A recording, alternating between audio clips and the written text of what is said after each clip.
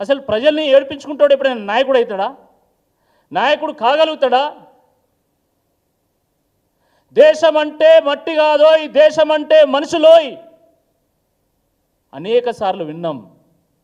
రేవంత్ రెడ్డి గారు మా press meet ద్వారా చెవులు పెద్ద చేసుకొని వినండి. దేశం అంటే మట్టి కాదోయ్, దేశం అంటే మనుషులోయ్. ఆ మనుషులను హింసించేటువంటిది అభివృద్ధి కానే కాదు, అది వినాశనం, అది వికాసం ఎన్నడూ కూడా అనబడదు. గుర్తుపెట్టుకోవాలా. మూసీనో హైడ్రానో మేము గుడ్డిగా వ్యతిరేకించడం లేదు, వ్యతిరేకించం.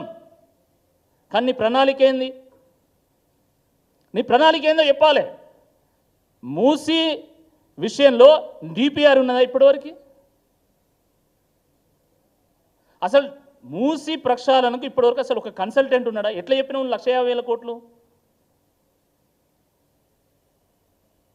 అంటే? ఆల్రెడీ నువ్వు ఒక కాంట్రాక్టర్తో కుమ్మక్కై అది మెగాకి ఇస్తావా, ఇంకో ఆయనకి ఇస్తావా, అయితే ఢిల్లీ నుంచి వచ్చేటువంటి వాద్రాకి ఇస్తావా మాకైతే తెలియదు. కానీ 1,50,000 కోట్ల రూపాయలు అని చెప్పి నీకు చెప్పినోడు ఎవడు అసలు? నువ్వు కన్సల్టెంట్ని పెట్టుకున్నావా, మెకెన్సీని పెట్టుకున్నావా, ఇంకో పెద్ద కన్సల్టెంట్ పెట్టుకున్నావా? మరి నీకు ఎవరు చెప్పింది? లేదు ప్రభుత్వమే డిపిఆర్ తయారు చేసి ఆ డిపిఆర్ ముందు పెట్టు. అసలు నువ్వు ఎవరితో చర్చించినావు? 1,50,000 కోట్ల రూపాయలు ఖర్చు పెట్టేటువంటి ప్రాజెక్టు నువ్వు ఎవరితో చర్చించినావు? అఖిలపక్షాన్ని పిలిచినావా? ఎక్స్పర్ట్స్ని పిలిచినావా? ప్రతిపక్షాలతోని ప్రత్యేకంగా మీరు ఏమైనా సమావేశమైందా? ఏ బేసిస్ మీద?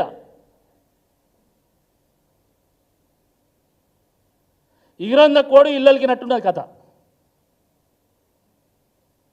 నిజంగా ఇగిరంద కోడే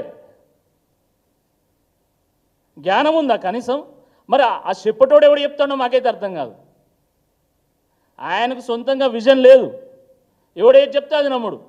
కాకతీయ కళాతోరణం తీసేయాలి, రాజముద్రించాలి. ఎవడైనా దిమాకు ఉన్నాడు ఒక ముఖ్యమంత్రి స్థాయిలో ఉండి కాకతీయుల కళాతోరణాన్ని వ్యతిరేకిస్తారా అండి? నాకు అర్థం కాదు. It is a symbol of pride. దాన్ని వ్యతిరేకిస్తావు, దాన్ని తీసేస్తావు. ఒక ఆయన లెఫ్ట్ ఆయన తింటాడు, ఒకరోజు లెఫ్ట్ ఆయన తింటాడు, ఒకరోజు రైట్ ఆయన తింటాడు. అసలు ఆయనకంటూ పాలసీయే లేదు, ఆయనకంటూ విజనే లేదు. దానివల్లనే 9 నెలల్లో 10 నెలల్లో రాష్ట్రం మొత్తం ఈరోజు సంక్షోభం దిశగా వెళ్తూ ఉంది. కాబట్టి ఈ సందర్భంగా నేను ప్రభుత్వానికి విజ్ఞప్తి చేస్తున్నాము, మీరు ఒక స్టేబుల్ పాలసీతో ముందుకెళ్ళండి.